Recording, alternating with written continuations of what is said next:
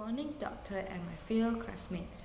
Today, I'm going to present about operant conditioning, which is also known as instrumental conditioning. It is a learning method that is recommended by Skinner. He mentions that behavior can be reinforced by rewarding. Now, how do we apply Skinner's theory in teachers' discipline management? In school, teachers are always facing homework problems because students do not complete theirs. Some of them believe that homework is just a burden. In these situations, if the teacher is able to identify a student that can do homework and complete theirs, the teachers can compliment the students and give rewards, such as candy, chocolate, and so on. However, the teacher must take note that the comparison between the students and the other students should not be done. This is because it can cause the classmates' relationship to be bad, such as severe jealousy, bully cases, and mocking issues. Hence, by rewarding and compliments only the students that finish the homework on time, the other students will get influenced and will like to finish their homework quickly too. Just remember, the teacher must not ever bring down the other students. Then, this behavior will be repeated in future.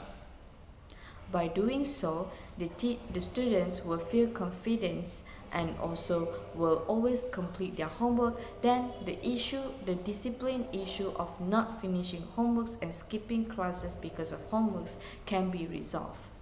That is all from me. I would like to hand over the next presentation to my friends. Thank you for your time. Very good morning, Dr. Amin. My name is VINOSHA JEGANATHAN and my matching number is 147626, and I'll be presenting on the operant conditioning by Skinner's.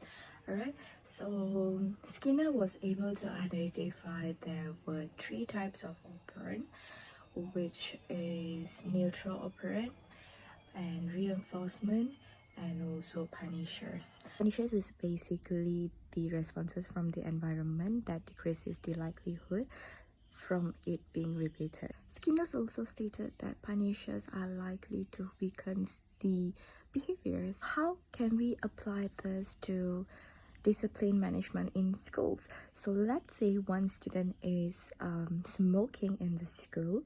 As a teacher, as a discipline teacher or as any teacher, we can bring the student to the discipline room and cane the student, and also maybe we can suspend the student, and also if he's repeating the behavior we can expel him. Alright, so that's for smoking. Another one is, let's say a student is not completing his or her homework. As a teacher, we can provide all the students with chocolates. Alright, so whenever the students are not completing their homeworks, as a teacher we can take back a chocolate from them. This will make them to not do their work. Alright, they will make sure they do their homework, so the teacher do not take the chocolate away from them. So this will reinforce them to not repeat the behavior of not doing homework in the future. So that's all from me. Thank you. Assalamualaikum and a very good morning everyone. My name is WARDAH and I would like to start the video by making a comparison of two theories by Watson and Skinner. The first theory by Watson is the classical conditioning, while the theory by Skinner is operant conditioning. So I would like to start with the similarity between the classical conditioning and operant conditioning. The similarity is that they include connecting behaviors to occurrences in an organism's environment and are guided by a number of broad principles of association. So when stimuli are similar and occur at the same time, it is easy to associate them together. So there are three differences between classical conditioning and operant conditioning.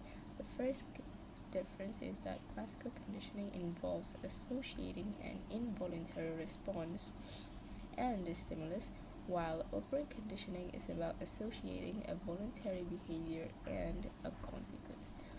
The second difference is that classical conditioning is passive on the part of the learner, while operant conditioning requires the learner to actively participate and perform in some type of action in order to be either rewarded or punished. And the last difference is that in operant conditioning, the subject must first display a behavior that can either be rewarded or punished, while in classical conditioning, it involves forming an association with some sort of already naturally occurring. Assalamualaikum and a very good morning to Doctor and all my fellow friends. My name is ZUBAIDAH and now I'm going to explain about Watson theory, which is about classical conditioning. What is classical conditioning? Classical conditioning is a form of unconsciously or automatically learned behavior. Through associations between an unconditioned stimulus and a neutral stimulus, this learning process produces a conditioned response.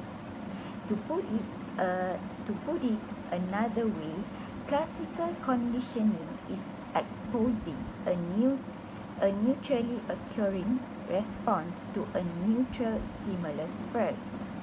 So when you learn through classical conditioning, a predetermined stimulus is matched with an instinctive conditioned response. Thus, a behavior is produced. Okay. For example, when applying this concept can help a teacher in teacher discipline management by giving feedback every time the student do the task or do any mistakes. With the feedback, the student is being conditioned to learn the material or to realize the mistakes. So that's all from me about the classical conditioning by Watson. Thank you. Lastly, I will talk about behavior conditioning by Watson. Watson behaviorist theory focuses not on the internal, emotional, and psychological conditions of people, but rather on their external and outward behaviors. He believed that a person's physical responses provided the only insight into internal actions. With this theory, the individual is passive and behavior is molded through positive and negative reinforcement, positive and negative punishment. That means that someone's behavior can be changed and modified through reinforcements. This theory basically started the whole movement and behavioral modification service, reward charts, behavior charts, times out, and other punishments. So how we apply this theory in disciplines management? So teachers can use individuals and group counseling. Teachers also can encourage disciplinary consequences which are meaningful to students and have instructional or reflections components. So lastly, teachers can provide social skills training for the student. That's all for us. Thank you.